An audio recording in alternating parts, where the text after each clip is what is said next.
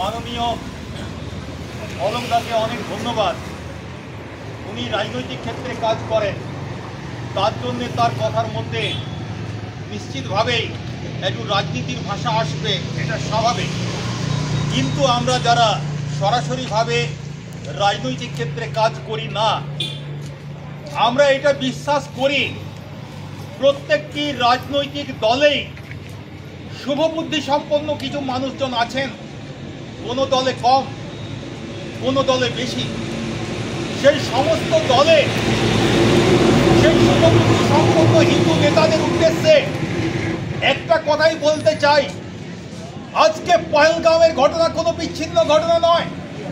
আপনারা পশ্চিমবঙ্গের দিকে তাকান, একটা বিশেষ সম্প্রদায়কে তোষণ করার পরিণতি হিসেবে আমরা হিন্দুরা এক জায়গা থেকে আরেক জায়গায় পালিয়ে যেতে বাধ্য হচ্ছি। হিন্দুরা এখনো আমরা সংখ্যাগরিষ্ঠ, তবুও আমাদেরকে পালাতে হচ্ছে। কেন পালাতে হবে? এর কারণটা হচ্ছে আমাদের পলায়ন প্রবৃত্তি আর নিজেদের মধ্যে ঐক্যের অভাব। আমরা একটা কথা অনেকেই জানি, হিন্দুময় সৌদরা সর্বে ন হিন্দুর পতিতও ভাবে। সমস্ত হিন্দু আমার সহোদর ভাই, কোনো হিন্দু পতিত নয়। অথচ আমাদের মধ্যে কিছু দুর্বলতা আছে, কিছু মানুষ সেই সুযোগটা নিচ্ছে, আর সেই সুযোগকে হিন্দুদের মধ্যে, আর তারা কি করছে, তারা প্ররোচনা দিয়ে হিন্দু সমাজের মধ্যে বিভাজন সৃষ্টি করছে। যারা দলিত তারাও হিন্দু, যারা আদিবাসী তারাও হিন্দু, যারা বৌদ্ধ তারাও হিন্দু, যারা জৈন তারাও হিন্দু। এটা আমার কথা নয়, এটা বীর সাভারকারের কথা, এটা গুরু গোলওয়ালকারের কথা। এটাই হচ্ছে ইনক্লুসিভ হিন্দুত্ব। পাকিস্তান যে ভাগ হয়েছিল দ্বিজাতি তত্ত্বের ভিত্তিতে, সেখানে প্রমাণিত হয়ে গেছে হ্যাঁ, হিন্দু এবং মুসলমান দুটি জাত। তাহলে দুটি জাতি যদি হয়, তাহলে একটা জাতির জন্য যদি একটা দেশ দেওয়া হয়, অন্য জাতি কেন বঞ্চিত হবে? যদি একই বৃন্তে দুইটি কুসুম, হিন্দু মুসলমান, তবে কেন ভাঙলি ভারত গড়লি পাকিস্তান? যখনই পাকিস্তানদের যখনই মুসলমানদের জন্য পাকিস্তান হয়ে গেছে, তখন স্বাভাবিকভাবেই এটা স্বতঃসিদ্ধ যে বাকি যে অংশটা ভারতবর্ষ, সেটা হিন্দুর ভারতবর্ষ। এবং যখন এই সংবিধান তৈরি হয়, এই সংবিধান তৈরির সময়, ভারতবর্ষের সংবিধান তৈরির সময় সেকুলার কথাটা ছিল না।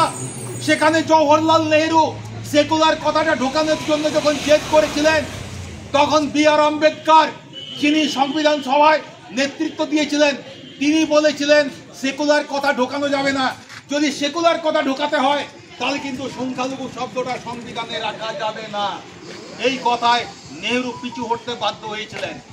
তারপর ইন্দিরা গান্ধী দেশের একটা ভীষণ অসময়ে তিনি তার সংখ্যাগরিষ্ঠতার জোরে, যেটাকে গণতন্ত্র বলা যায় না, বলা যায় সংখ্যাগরিষ্ঠের একনায়কত্ব, সেই একনায়কত্বের জোরে উনি জোর করে সেকুলার শব্দটা আমাদের সংবিধানে ঢুকিয়েছিলেন।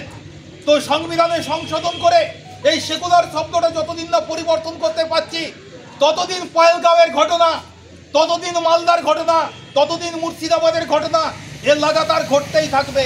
কিন্তু প্রয়োজন কি আছে? সংবিধান সংশোধন করতে গেলে রাজ্যসভার এবং লোকসভার 2/3 সংখ্যাগরিষ্ঠতা চাই। এবং হিন্দুদের এটা কর্তব্য, যারা হিন্দুদের জন্য কাজ করবে, যারা হিন্দুদের স্বার্থ দেখবে, সেই সব মানুষদেরকে 2/3 মেজরিটি দিয়ে আমরা লোকসভায় এবং রাজ্যসভায় যদি পাঠাতে পারি, একমাত্র তবেই আমাদের রক্ষা, নইলে আমাদের রক্ষা নয়। কিন্তু ভোটের সময় আমরা কি দেখি? বিভিন্ন রাজনৈতিক দল তারা নিজেদের সংকীর্ণ রাজনৈতিক এজেন্ডা পূরণ করার জন্য তারা হিন্দুদের মধ্যে বিভেদ তৈরি করে এবং হিন্দুদের কাছ থেকে তারা ভোট কিনে নেয়, এবং ভোটে জেতার পরে তারা কি করে? হিন্দুদের বিরুদ্ধেই কাজ করে। যখন সিদ্দিকুল্লাহ চৌধুরী রাজ্যের একজন মন্ত্রী, তিনি যখন উস্কানিমূলক ভাষণ দেন, তার বিরুদ্ধে কিন্তু কোনো ব্যবস্থা হয় না। যখন মন্ত্রী ফিরহাদ হাকিম, তিনি কলকাতার একটা অঞ্চলকে তিনি বলেন মিনি পাকিস্তান, তার বিরুদ্ধে ব্যবস্থা হয় না। কেন ব্যবস্থা হয় না? ব্যবস্থা হয় না একটাই কারণে, আমাদের মধ্যে হিন্দু চেতনার অভাব। রাজনৈতিক দলগুলো জানে যে হিন্দু চেতনা ভোটের সময় কাজ করে না, ভোটের সময় মুসলিম চেতনা কাজ করে, ভোটের সময় ভাতা কাজ করে, ভোটের সময় সংকীর্ণ নিজস্ব স্বার্থ কাজ করে। এই দুর্বলতার সুযোগটা রাজনৈতিক দলগুলো নেয়। অতএব আমাদেরকে হিন্দু হতে হবে, হিন্দু চেতনা সকলের মধ্যে জাগ্রত করতে হবে।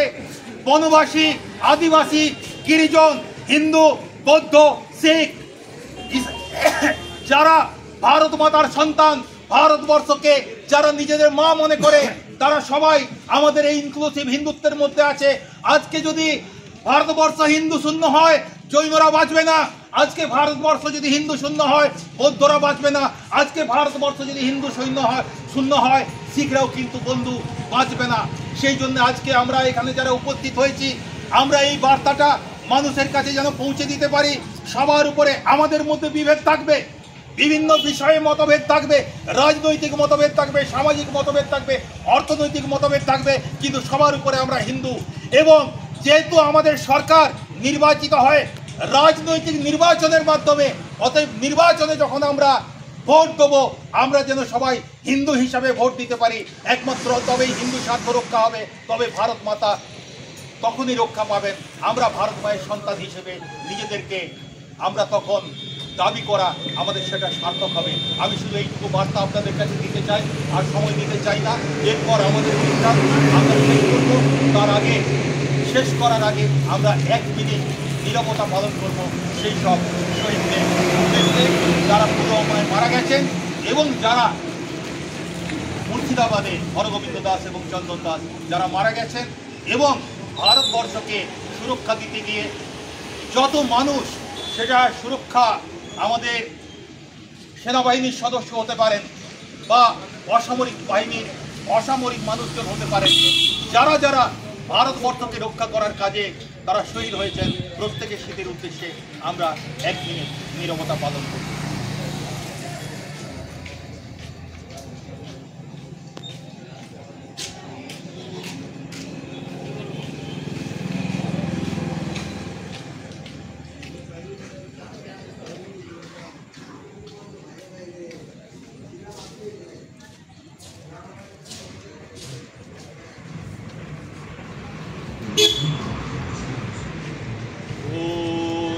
पूर्णमदः पूर्णमिदं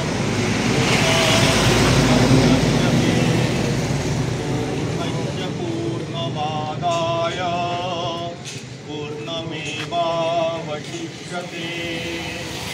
ॐ शान्ति शान्ति शान्ति। আমাদের শ্রদ্ধার অর্পণের আজকের সংক্ষিপ্ত অনুষ্ঠান আমরা এখানেই পূর্ণতা ঘোষণা করি।